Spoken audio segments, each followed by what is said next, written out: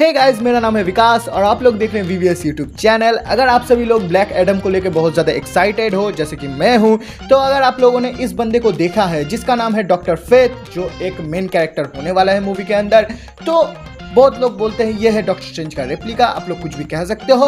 तो ये बंदे के बारे में अगर आप सभी लोगों को बिल्कुल नहीं पता है ये बंदा कौन है, कहाँ से आया है, इसका ओरिजिन हिस्ट्री क्या है, मूवी के अंदर हम लोगों को देखने को मिलेगा या नहीं, मुझे तो बिल्कुल नहीं पता, लेकिन इस वीडियो के अंदर आप लोगों को जरूर देखने को मिलेगा। और मैं आप लोगों को बताने वाला हूँ कि आखिरकार डॉक्टर फेथ है कौन, इसको पावर्स कैसे मिली और इसके कॉमिक बुक ओरिजिन के बारे में।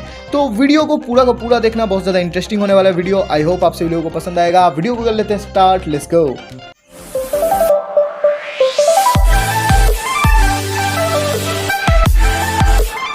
तो गाइस, पहले आते हैं डॉक्टर फेथ के इंट्रोडक्शन के ऊपर। बेसिकली डॉक्टर फेथ 1940 में इंट्रोड्यूस किया गया था डीसी कॉमिक्स के द्वारा और इसके ठीक 23 साल बाद हम लोगों के डॉक्टर स्ट्रेंज को बनाया गया था। तो कोई ये मत कहना कि डॉक्टर फेथ डॉक्टर स्ट्रेंज का रेप्लिका है, क्योंकि बेसिकली डॉक्टर फेथ से इंस्पायर होकर मार्वल वालों ने डॉक्टर स्ट्रेंज को बनाया है। लेकिन मार्वल मूवीज के अंदर डॉक्टर स्ट्रेंज को पहले दिखाई दिया गया है, इसीलिए सब कोई डॉक्टर फेथ को रेप्लिका बोलते हैं। तो ऐसा बिल्कुल मत सोचना यार। तो अब आते हैं स्टोरी के ऊपर। बेसिकली साल था 1920 जब हमारे केंट भैया अपने पापा सोन नेल्सन के साथ, बेसिकली उनके पापा एक आर्कोलॉजिस्ट होते हैं, तो उनके साथ एक जगह पे जाते हैं जिसका नाम था बेसिकली मेसोपोटामिया। तो मेसोपोटामिया के एक विलेज था जिसका नाम था विलेज ऑफ, और वहाँ पे वो लोग दोनों जाते हैं। फिर उनके पापा तो थोड़ा सा रिसर्च करने के लिए जाते हैं, जहाँ पे उन लोगों को एक पिरामिड मिलता है। बेसिकली इस पिरामिड के अंदर जब वो लोग जाते हैं अंडरग्राउंड टनल के रास्ते से, तब उन लोगों को एक चेम्बर देखने को मिलता है। और चेम्बर देखने के बाद उसके पास एक टूम पड़ा रहता है, मतलब चेम्बर के अंदर एक टूम होता है।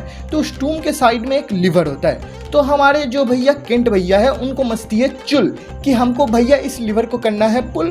तो जो हमारे केंट भैया है वो लिवर को कर देते हैं पुल, और जो हम लोगों का टूम है वो खुल जाता है। उस टूम को खुलने के बाद उसके अंदर से एक गैस निकलती है और पूरा चारों तरफ धुआं ही धुआं, पूरा का पूरा सिनेमैटिक भैया, पूरा का पूरा धुआं हो जाता है। धुआं होने के बाद हम लोगों को उसके अंदर एक इंसान देखने को मिलता है भैया, एक जिंदा इंसान, मतलब साक्षात एक इंसान खड़ा हुआ है। केंट भैया देख के ये सरप्राइज हो जाते हैं, पूरा भौकाल में वो पगला जाते हैं कि भैया एक इंसान कैसे एक रूम के अंदर कैद हो सकता है। इसके बाद जो वो इंसान साक्षात जो खड़ा होता है वो कहता है भैया धन्यवाद हमको, भैया तुम जो ये किए हो इसके लिए धन्यवाद, लेकिन हम हाइबरनेशन में थे। अब हाइबरनेशन क्या होता है उसके लिए आप थोड़ा सा विज्ञान पढ़े तो आप लोगों को समझ में आएगा। अब केंट भैया क्या होते हैं, इसी बीच उनको पता चलता है भैया हमारे पापा जी किधर है। पीछे मुड़ के देखते हैं तो भैया पापा जी हो गए हैं पूरा के पूरे आउट, क्योंकि पापा जी गिरे हुए हैं। अब पापा जी के पास जब वो जाके पूछते भैया पापा जी उठ जाओ, तो पापा जी बोलते हैं भैया हम तो मर गए हैं। मतलब पापा जी बोलते कुछ नहीं है, वो तो मर चुके हैं, कैसे बोलेंगे। अब वो बंदा बोलते हैं मेरा नाम है नाबू और भाई तुम्हारे पापा हो चुके हैं आउट, मतलब तुम्हारे पापा मर चुके हैं। बेसिकली जब पुराने ज़माने में टूम बनाए गए थे पिरामिड्स के अंदर, तो उसके अंदर गैस रखा जाता था, एक ऐसा पॉइजनस गैस जिसको कोई अगर टूम को खोलेगा तो वो पॉइजनस गैस उनके अंदर आ जाएगा और वो बंदा तुरंत ही मर जाएगा। इससे टूम भी, मतलब टूम के अंदर अगर कोई खजाना टजाना रहा तो वो सेफ रहेगा, और पॉइजनस गैस सुनने के बाद भैया बंदा मर जाएगा। तो बेसिकली ऐसा ही होता है, उसके पापा मर जाते हैं। फिर जाके हमारे केंट भैया अपने नाबू भैया के साथ मिल के केंट भैया अपने पापा को दफना देते हैं और भैया उनका फ्यूनरल अटेंड करते हैं हमारे नाबू भैया। और नाबू भैया बेसिकली हमारे नाबू भैया इसके बाद बोलते हैं भैया हमको क्षमा कर दो कि हमारे वजह से तुम्हारे पापा मर गए, मतलब टपक गए। तो हम इसके लिए तो भैया कुछ नहीं कर सकते, तुम्हारे पापा को तो जिंदा नहीं कर सकते, लेकिन तुम्हारा हम एक हेल्प कर सकते हैं। बेसिकली तुमको हम ब्रह्मांड के सीक्रेट्स बता सकते हैं। ब्रह्मांड के अंदर इतने सीक्रेट्स भरे पड़े हैं कि उसका क्या ही कहने। हम आपको ऐसे ऐसे सीक्रेट्स बताएंगे कि भैया आप पगला जाओगे। तो वैसे भी वो पगलाए हुए हैं, उसके पापा मरे हैं, उसके बाद बोल रहे हैं आप और भी पगला जाओगे, भैया क्या ही इंसान हो। तो नाबू भैया क्या करते हैं, उसको मैजिकल एंड सीक्रेट्स ट्रेनिंग देने लगते हैं और उसके बढ़ जाते हैं वो टीचर। और टीचर बनने के बाद उसको भैया कड़ी तपस्या और कड़ी मतलब मेहनत के बाद उसको भैया एक सॉर्सरर का खिताब दे देते हैं कि हाँ भैया अब हो तुम भैया सॉर्सरर, केंट भैया तुम सॉर्सरर बन चुके हो। और उसको एक हेलमेट देते हैं, एक लॉकर देते हैं और एक भैया क्लोक देते हैं, यानी कि भैया दुपट्टा, हाँ वही कह सकते हैं आप लोग। तो जो हमारे केंट भैया है वो जब वो हेलमेट को पहनते हैं, तो वो हेलमेट बेसिकली अब तीनों चीज़ के बारे में आप लोगों को बता दूं।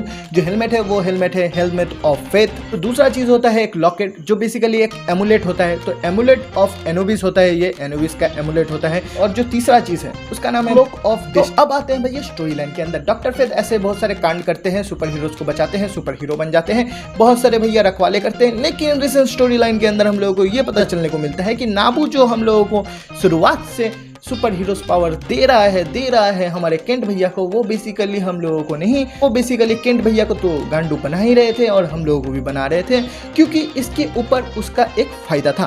बेसिकली जो नाबू है वो केंट भैया को अपना होस्ट बनाना चाहते थे।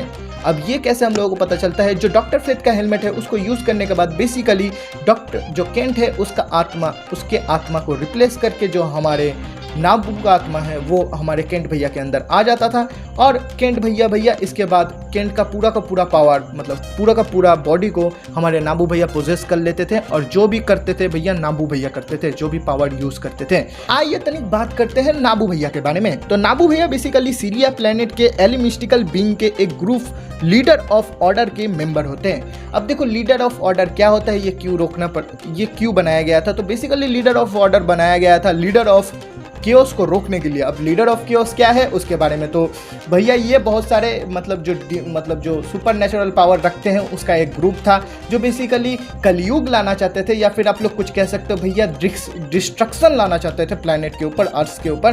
तो इसीलिए भैया इन लोगों को रोकने के लिए लीडर ऑफ ऑर्डर बनाया गया था, जिसके मेंबर हमारे नाबू भैया थे। तो नाबू भैया इस चीज़ को संभाल नहीं पा रहे थे, इसीलिए उनको होस्ट चाहिए था, जिसके लिए वो बेसिकली जो पूरा का पूरा प्लान बिछाते हैं, और प्लान बिछाने के चक्कर में भैया हमारे नाबू भैया के पिता को भी टपका देते हैं। तो आप लोग सोच सकते हो भैया कितना ज़्यादा खतरनाक ये बंदा है, लेकिन जो भी करता है भैया सही के लिए करता है, क्योंकि इससे हम लोगों को डॉक्टर फेथ मिल जाता है, और डॉक्टर फेथ को फिर पावर मिल जाते हैं, और बेसिकली नाबू का प्लान यही होता है। बाद में वो जो हमारे डॉक्टर फेथ भैया के है, मतलब केंट नेल्सन को बेसिकली डॉक्टर फेथ बना के हम लोगों के लीडर ऑफ ऑर्डर में ऐड कर दिया जाता है, और वो लीडर ऑफ केओस के साथ फिर से फाइट करने लगते हैं। बेसिकली यही होता है। अब इसका स्टोरी लाइन और भी है, मतलब क्या क्या नहीं करता है वो नहीं करता है, उसके बारे में डिटेल में नहीं जाएंगे। बेसिकली आप लोगों को पूरा का पूरा बता दिया हूँ मैंने। आई होप आप लोगों को वीडियो पसंद आया होगा, पूरा का पूरा ओरिजिन पसंद आया होगा। और आप लोग बताना यार आप लोगों को क्या लगता है, डॉक्टर फेथ ज़्यादा पावरफुल है या फिर डॉक्टर स्ट्रेंज। मेरा कोई टिप्पणी नहीं है इस चीज़ के ऊपर, आप लोग अपना अपना पॉइंट बताना। और अगर आप लोगों को वीडियो पसंद आता है लाइक कर देना, चैनल को सब्सक्राइब कर देना। मिलते हैं अगले वीडियो में, तब तक keep watching VVS। Tata bye bye, sayonara।